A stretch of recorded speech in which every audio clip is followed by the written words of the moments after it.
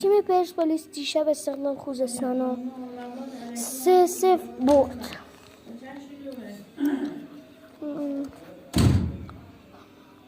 کاراشو میکنم. جام حذفیه تا این دو تیم داخل دیدار قبلیشون که مساوی کردن. پرسپولیس خدایی گل قشنگی زد. بعد استقلال خوزستان با کل شرایط میتونید بدونید که فوتبالیستای خوبی داره. جمعه سیوم بازی جام حذفی از دست ندید که قراره بترکه.